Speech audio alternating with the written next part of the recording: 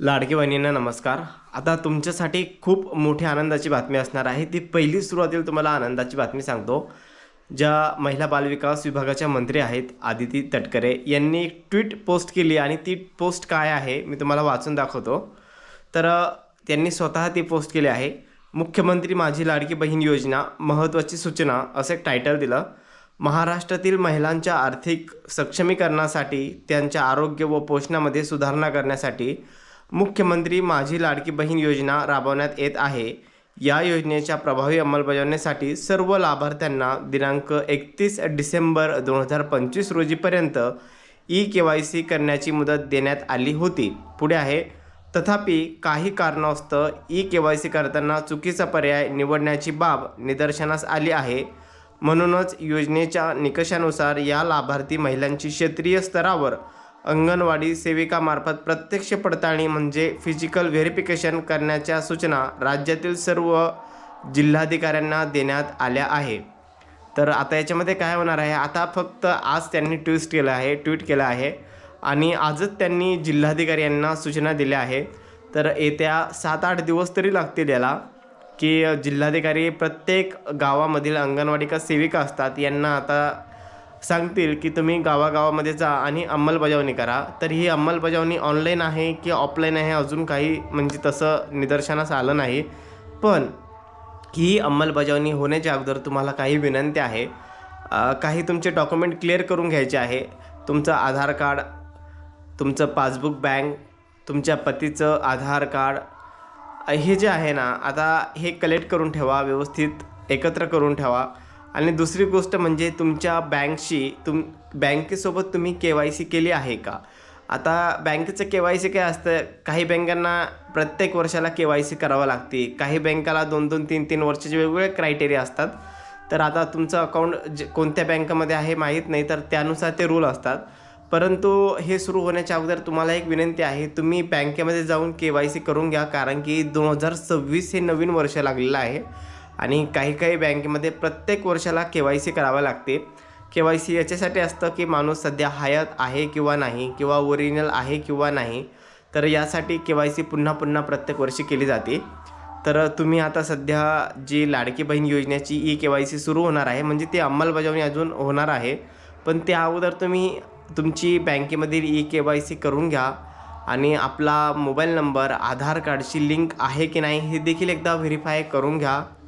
त्याचबरोबर अशा छोट्या ज्या आपल्याला या अगोदर अडचणी आल्या होत्या आणि खूप महिलांच्या मोबाईलमध्ये रिचार्ज नसतो. ॲक्च्युली रिचार्ज नसला की OTP येत नाही. म्हणजे सांगायचं तात्पर्य म्हणजे काही महिला 2-2 सिम वापरतात. एक सिममध्ये रिचार्ज टाकतात, एकमध्ये टाकत नाही.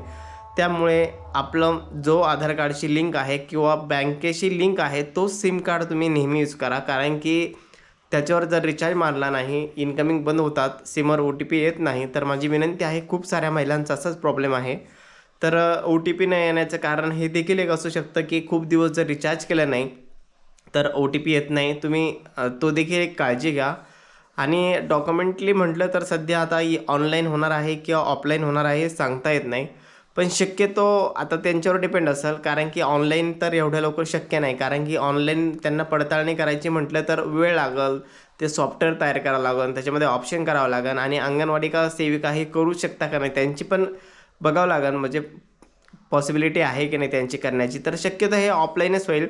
तर ऑफलाईन करताना जे ऑप्शन फॉर्म येतील ते किंवा तुमच्याकडून भरून घेतील किंवा तुम्हाला ते शाळेमध्ये किंवा कुठंतरी सेंटरवर बोलवतील किंवा तुमच्या घरी येतील. तर हे भरताना तुम्ही काळजीपूर्वक भरा. जर तुम्हाला फॉर्म दिला ऑफलाईन तर ज्या लाडक्या बहिणी आहेत, कोणी शिक्षित आहे कोणी नाही, तर ज्यांना वाचता लिहिता येतं ते व्यवस्थितपणे वाचा. ज्यांना येत नाही व्यवस्थितपणे ते आपल्या घरातील एखादा चांगला सदस्य सोबत ठेवा. कारण की ही शेवटची संधी असणार आहे. कारण की त्या 2-3 महिने होऊन गेले तरी देखील लाडकी बहिणीची KYC झाली नव्हती. पण आपण बघितले की खूप 4-5 जिल्ह्यामध्ये महिलांचे मोर्चे झाले.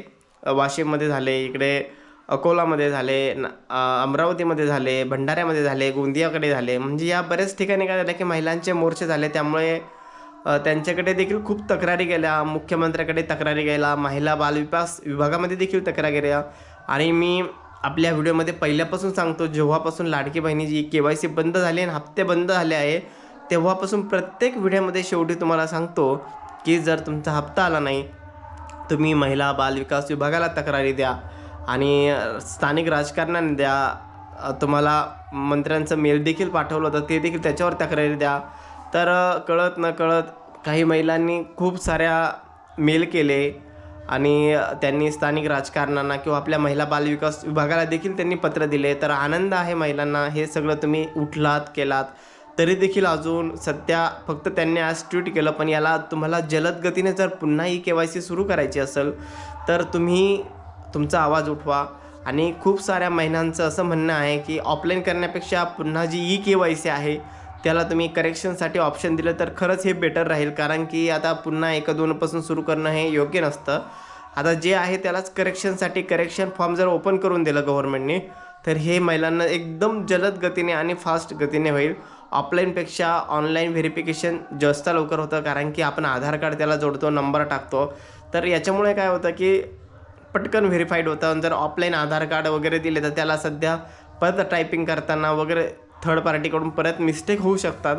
त्यामुळे गव्हर्नमेंटला अशी विनंती आपण करूच, परत त्यांना अर्ज ॲप्लिकेशन टाकू. मागे देखील मी 3-4 ॲप्लिकेशन त्यांना पाठवलेले आहे. महिलांना देखील फॉर्मॅट करून पाठवायला लावलं आहे. अजून त्यांना आपण ॲप्लिकेशन करून मॅडमच्या मेलला, ऑफिशियल मेलला टाकू की KYC करेक्शनसाठी म्हणजे ऑप्शन द्या, ते योग्य राहील आणि जलद गतीने यामध्ये होईल. तर तुमच्या काही तक्रारी असतील, काही अडचणी असतील तर नक्की कमेंटमध्ये वाचा. आणि ते आदिती मॅडमने ते दिलं होतं स्टेटमेंट, त्यांचं मी थंबनेलवर लावलं आहे, ते तुम्ही वाचून घ्या व्यवस्थितपणे. तर धन्यवाद. तुमच्या काही अडचणी असतील तर नक्की कळवा. आणि तुम्ही जर आपल्या चॅनलवरती नवीन असाल तर चॅनलला सबस्क्राईब करून ठेवा, म्हणजेच येणारे व्हिडिओ तुम्हाला लगेच दिसतील. कारण की अजून खूप सारे नोटिफिकेशन येणार आहे. जेव्हा फॉर्म येईल तो फॉर्म कसा भरायचा, येस नोमध्ये पुन्हा गोंधळून जाऊ नका. पुन्हा गोंधळला तर ही संधी पुन्हा येणार नाही. चला तर भेटूया आपण पुढील व्हिडिओमध्ये आणि सबस्क्राईब करायला विसरू नका. धन्यवाद.